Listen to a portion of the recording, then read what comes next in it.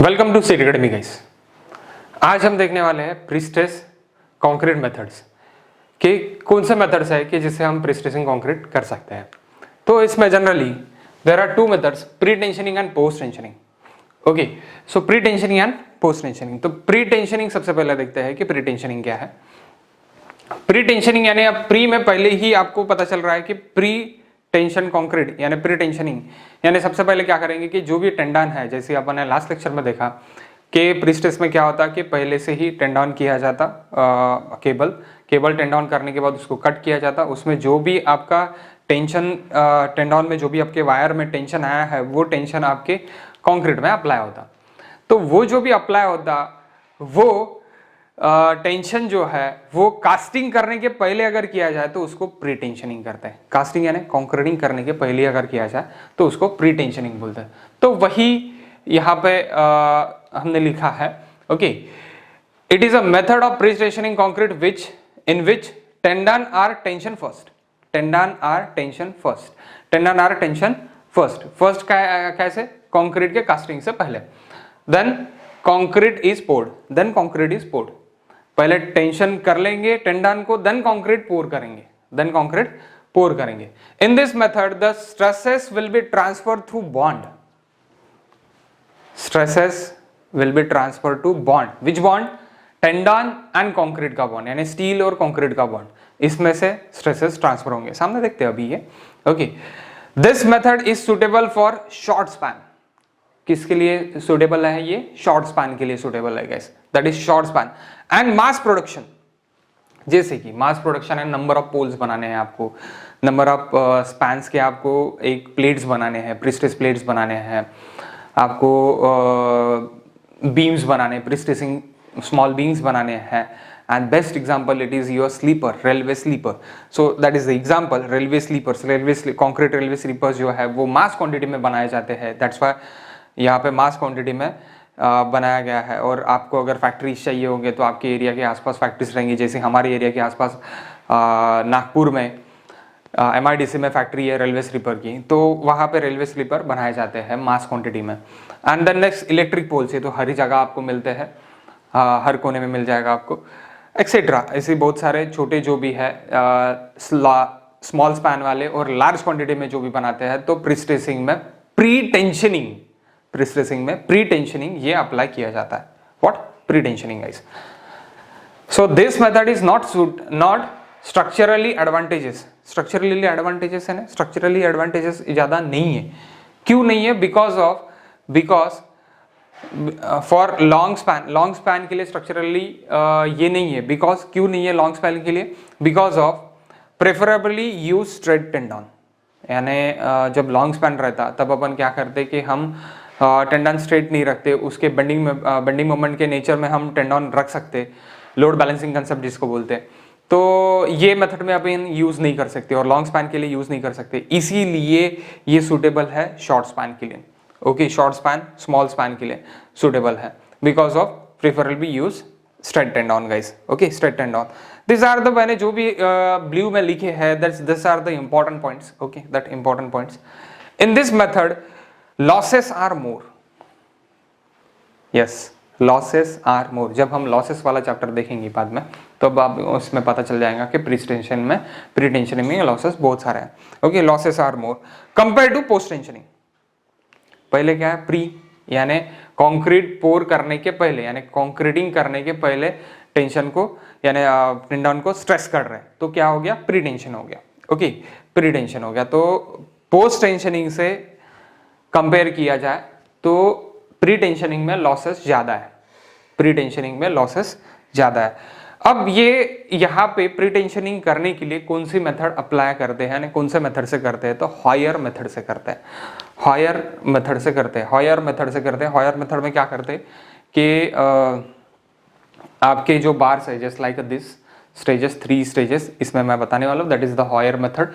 आपके एक एबिटमेंट यहाँ पे रहेगा, एक एबिटमेंट यहाँ पे रहेगा। एबिटमेंट के पास क्या होगा कि आपका वायर टेंडन होगा। That wire is tendon. Tendon को क्या कर दिया मैंने? टेंशन कर दिया सबसे पहले स्टेज में tensioning the tendon. Tension tendon हो जाने के बाद देन कास्टिंग कर दूंगा, pour the concrete. Pour the concrete, ये कंक्रीट ब्लॉक है। ओके, ये पहले टेंडन कर चुके हैं हम, उसके बाद मैंने क्या कर दिया, इसमें कंक्रीट पोर कर दिया। अब ये टेंडन जब किया मैंने तो ये मैकेनिकल डिवाइस से उसको क्या कर दिया, स्ट्रेच करके रख दिया मैंने, स्ट्रेच करके रख दिया, टेंशन टेंडन को दे दिया। Okay, and that is prestretching bed, ये प्रीस्ट्रेचिंग बेड है मेरा हॉयर सिस्टम का guys, that is Hoyer system. Hoyer system को ही आप लॉन्ग लाइन मेथड भी बोल सकते हैं, long line method. Okay, long line method भी आप बोल सकते हैं। सो प्रीस्ट्रेचिंग बेड में आपने डाल दिया, देन आप क्या कर दिया आपने, कोर यानी टेंशन, ये टेंडन को टेंशन देने के बाद आप क्या कर रहे हैं, कंक्रीटिंग पोर कर रहे हैं। टेंशन देने के बाद क्या कर रहे हैं, कंक्रीट पोर कर रहे हैं। कंक्रीट पोर कर जाने के बाद आप 7 डेज, 14 डेज, 28 डेज, जब आपका कंक्रीट टोटली सेट हो जाए, परमानेंट उसकी स्ट्रेंथ आपको मिल जाए, आफ्टर द स्ट्रेंथ आप क्या कर दोगे, ये टेंडन को यहां से और यहां से कट कर दोगे, यहां से और यहां से कट कर दोगे। कट करने के बाद कुछ स्ट्रेसेस आपको इस तरह दिखेंगे, इस टाइप के आपको स्ट्रेसेस दिखेंगे, कंप्रेशन हो जाएगा वो। क्यों कंप्रेशन हो जाएगा, क्योंकि उसमें ये जो मैंने टेंशन करके रखा है, इसको मैं यहाँ से और यहाँ से कट कर दूंगा, तो ये क्या हो जाएगा, रिड्यूस्ड हो जाएगा, रिड्यूस्ड हो जाएगा। रिड्यूस्ड हो जाने से क्या होगा कि ये रिड्यूस्ड हो जाने से ये क्या होगा, आपका कंक्रीट सेक्शन कंप्रेस्ड हो जाएगा। कंक्रीट सेक्शन क्या हो जाएगा, कंप्रेस्ड हो जाएगा। तो कंप्रेस्ड होगा, तो कंप्रेस्ड कैसी होगा, because of in the bond of concrete and steel, due to the bond of concrete and steel. Okay, इसमें कोई हम एंकर वगैरह नहीं कर रहे, प्री टेंशन में कोई एंकर वगैरह नहीं कर रहा है, ये बॉन्ड के वजह से हो रहा। किसके बॉन्ड की वजह से, कंक्रीट और स्टील की वजह से, उसमें जो भी बॉन्ड है वो बॉन्ड के, no need to anchor, anchorage रहता है यहाँ पे, वो एंकरेज करने की जरूरत नहीं है, नो नीड टू एंकर। क्या हो रहा डायरेक्टली, फिर directly concrete itself holding the tendon, concrete itself holding the tendon. Okay, holding the tendon. Sir आप बोलेंगे आप यहाँ पे एंकर क्यों लिखा, भाई वो एबुटमेंट पे किया है हमने टेंशन कर दिया, देन एंकर कर दिया, देन कास्टिंग किया। पहले टेंशन कर दिया मैकेनिकल डिवाइस में, देन एंकर कर दिया, उसको होल्ड करके मैंने ट्रेस जो भी स्ट्रेस मुझे देना है उसमें टेंशन करके वो मैंने रख दिया 7 डेज, 14 डेज, 28 डेज। और उसके बाद जब मुझे स्ट्रेंथ, अप्रोप्रिएट स्ट्रेंथ मिलने को ना, उसके बाद मैंने काट दिया। जनरली स्लीपर 7 डेज में काट देते हैं। ओके, स्लीपर का जो भी है टेंशन जो भी है 7 डेज में काट देते हैं। तो 7 डेज में काटने के बाद आपको इस तरह का स्लीपर मिल जाता। इसके बाद देखते guys post tensioning. So guys, post tensioning method 2। Okay, post tensioning, post यही इसका मतलब है, पोस्ट यानी बाद में। पहले कंक्रीटिंग कर लेंगे, कंक्रीटिंग को पूरा सेट होने देंगे, सेट हो जाने के बाद उसकी स्ट्रेंथ मिलने के बाद उसमें क्या करेंगे, हम टेंडन को टाइट करेंगे। तो सर कंक्रीट सेट हो जाने के बाद अपन उसमें टेंडन कैसे डालेंगे, यानी उसमें बार कैसे डालेंगे। तो पहले से ही हम क्या कर देंगे गाइस कि उसमें एक उसका केबल डाल देंगे, केबल प्लेस कर देंगे, केबल प्लेस कर देंगे, केबल प्लेस कर देंगे, और केबल एक उसके पाइप में करेंगे। तो पाइप में करेंगे तो bond in between concrete and steel, इसके बीच में बॉन्ड नहीं रहेगा। वो क्या होगा कि जस्ट लाइक दिस, इसमें क्या हो रहा कि इसमें एक केबल जा रहा, और ये केबल जाके क्या हो रहा कि जब कंक्रीट सेट हो जाएगा, सेट हो जाने के बाद उसको एंकरिंग कर देंगे। एंकरिंग कर देने के बाद वो क्या हो जाएगा, वो टोटली टाइट हो जाएगा। टाइट हो जाने के बाद जो भी उसमें स्ट्रेसेस लगेगा, तो वो स्ट्रेसेस काय के बेस पे लगेगा, वो स्ट्रेसेस आपके इसके बेस पे लगेंगे, यानी एंड एंकर के बेस में लगेगा। जैसे हमने अभी थोड़ी देर पहले देखा, प्री स्ट्रेस यानी प्री टेंशनिंग के लिए क्या किया था कि आपने पहले टेंशन करके रखा था, देन कंक्रीट पोर किया, कंक्रीट सेट होने दिया, बाद में काट दिया, तो वो बॉन्ड के ऊपर उसका जो भी था स्ट्रेसेस ट्रांसफर हो रहा था, ड्यू टू बॉन्ड हो रहा था। लेकिन यहाँ पे not due to bond, due to bond नहीं होगा। क्यों नहीं होगा, बिकॉज ऑफ पहले क्या कर रहे हैं, कंक्रीट कर रहे हैं, उसमें केबल छोड़ के रख रहे हैं। ओके, केबल्स छोड़ के रख रहे हैं, उसमें भी टेंडन छोड़ के रख रहे हैं, और उस टेंडन को बाद में फिर कंक्रीट सेट हो जाने के बाद टाइट कर रहा है, कंक्रीट सेट हो जाने के बाद टाइट कर रहा है। तो टाइट कैसे कर रहा है, एंकर से कर रहा है। Okay, in this method, the method of pre-stressing concrete which concreting is first done, यानी पहले क्या कर रहे हैं आप, कंक्रीटिंग कर रहे हैं। देन टेंडन और टेंशन कब कर रहे हैं, टेंडन टेंशन कब कर रहे हैं, हार्ड कंक्रीट हो जाने के बाद कर रहे हैं, हार्ड कंक्रीट हो जाने के बाद कर रहे हैं। इन this method the stresses will transfer by and anchor, and anchor से ये कर रहे हैं। अब एंड एंकर का रहता है, इधर मैंने निकाल के रखे हैं, मैं बताता हूँ। ओके, एंड एंकर से आप क्या कर रहे हैं, एंड एंकर से आप क्या कर रहे हैं, लोड ट्रांसफर कर रहे हैं, but not bye bond, bond से नहीं हो रहा। क्यों नहीं हो सकता बॉन्ड से? बिकॉज ऑफ अगर आपने टेंशन करके नहीं रखा और आपने केबल जो है वो पहले से ऐसी रख दिया, तो जो स्ट्रेट केबल है वो स्ट्रेट केबल ही उसमें सेट हो जाएगा, तो आप टेंशन बाद में नहीं कर पाओगे। अगर आपने टेंशन कर लिया तो जो भी कंक्रीट है वो कंक्रीट उसके साथ टेंशन हो जाएगा बॉन्ड के साथ, तो कंक्रीट फेल हो जाएगा। तो इसीलिए आप क्या करोगे, आप एक पाइप डाल दोगे उसके अंदर, that pipe it is nothing but cable, cable डाल दोगे तो केबल के अंदर क्या रहेगा, आपका स्ट्रैंड रहेगा। तो वो स्ट्रैंड जो पाइप आप छोड़ रहे हैं, प्रोफाइल पाइप आप छोड़ रहे हैं, तो उसके अंदर स्ट्रैंड है पहले से डाल के, तो वो जब सेट हो जाएगा कंक्रीट सेट हो जाने के बाद उसको खींच लेंगे कैसे, मैकेनिकली डिवाइस से, और उसको एंकर कर देंगे। एंकर कर देंगे तो जो भी एंकर हो रहा है वो एंकर से क्या हो जाएगा, आपका लोड ट्रांसफर हो जाएगा। In this method is structurally advantage structurally advantage है। क्यों एडवांटेज है वो भी देख लो। For long span, for guys long span के लिए, because in this method any shape of cable, straight cable नहीं, आपका जो भी बेंडिंग मोमेंट नेचर आ रहा है, बेंडिंग मोमेंट नेचर का भी केबल आप इसमें डाल सकते हैं। Okay, in this method any shape of cable can be provided, any shape of method can be provided. Example, any shape of method can be provided guys, कोई भी shape का अपन केबल डाल सकते हैं, पैराबोलिक डाल सकते हैं, जो शेप का आपका बेंडिंग मोमेंट आ रहा है जनरली वही शेप का केबल डालते हैं। लाइक अगर मैं देखना चाहूँ तो जो भी ब्रिज रहते हैं, मेरे ब्रिज के जो बड़े बड़े स्पैन रहते हैं, गडर में हम प्रिस्ट्रेसिंग केबल डालते हैं, तो प्रिस्ट्रेसिंग केबल वो बेंडिंग मोमेंट नेचर का प्रिस्ट्रेसिंग केबल वहां पे प्लेस किया जाता है इन द टेंशन जोन में।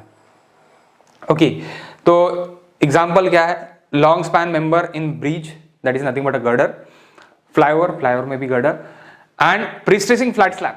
जो भी आप मल्टीप्लेक्स के फ्लैट्स में मैंने मल्टीप्लेक्स में जाते तो आपको बीच में कोई कॉलम नहीं दिखता है, तो that are the flat slab. तो flat slab with the prestressing जो रहता है तो वो पोस्ट टेंशनिंग रहता है।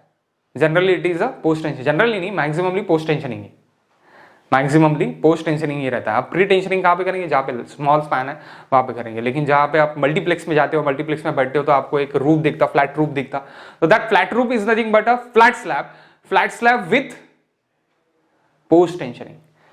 प्रीस्ट्रेस फ्लैट स्लैब बोलते हैं उसको, विथ क्या क्या कैसे करते, पोस्ट टेंशनिंग से करते हैं।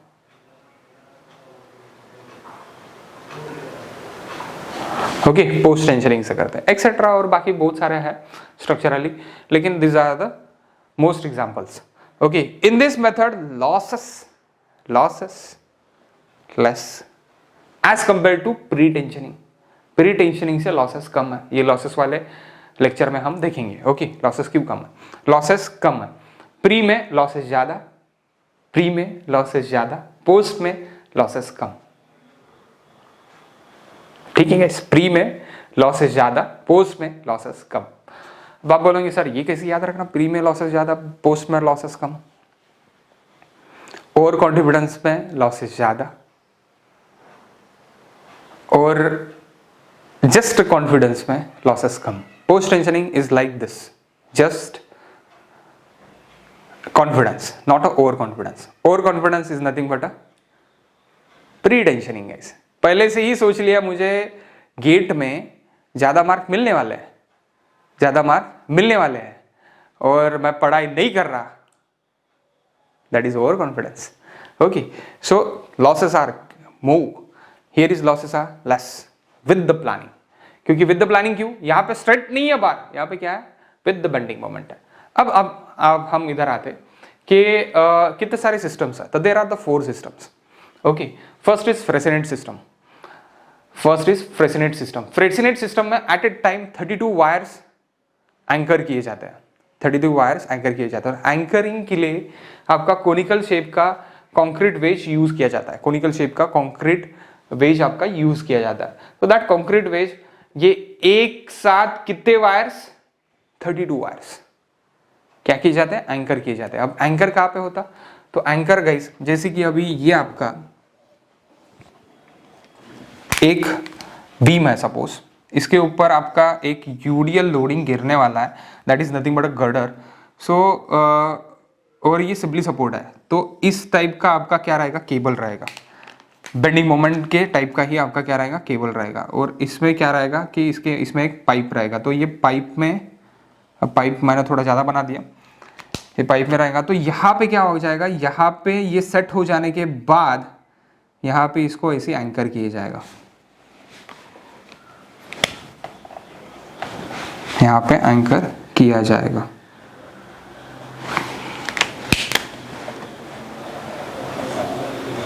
By that conical slice, okay. यानी कोनिकल वेज से, कोनिकल कंक्रीट बेस से क्या किया जाएगा, इसको एंकर किया जाएगा। तो इस टाइप का एक आपका क्या रहेगा, पाइप, उसमें हम पहले से ही डाल देंगे।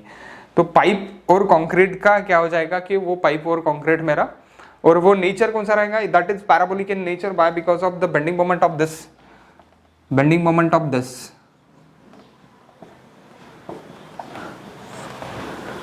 Is like this. तो deflection nature is like this, that is WL²/8।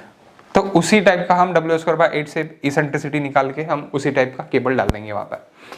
तो और फ्रेसिनेट सिस्टम से क्या होगा कि उसको टाइटन कर देंगे। कब करेंगे टाइटन, वो सेट हो जाने के बाद। सेट कब होगा, 14 डेज, आफ्टर 14 डेज और 12 डेज, 28 डेज, 17 डेज, जब भी हो रहा है, जब भी आपको अप्रोप्रिएट स्ट्रेंथ आपकी मिल रही है एज पर द डिजाइन, तब आप उसको टाइट कर दोगे। Next method is Gifford-Udall system, Gifford-Udall system. There is wires, some wires, एक वायर, दो वायर, तीन वायर, चार वायर, पांच wires. So wires again same conical wedges से क्या कर देंगे, टाइट कर देंगे Gifford-Udall से, Udall system, okay. Next it is Magnel Bolton system. Magnel Bolton system, दो वायर्स एट ए टाइम आप ये करोगे।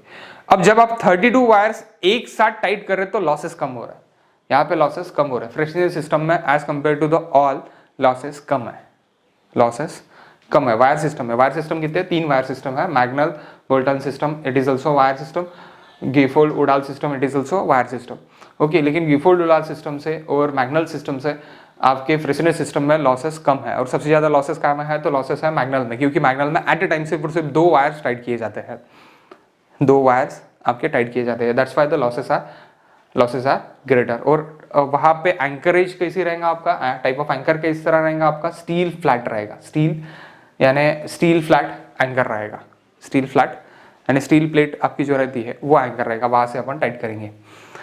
अब जो लास्ट वाला है वो है नट एंड बोल्ट।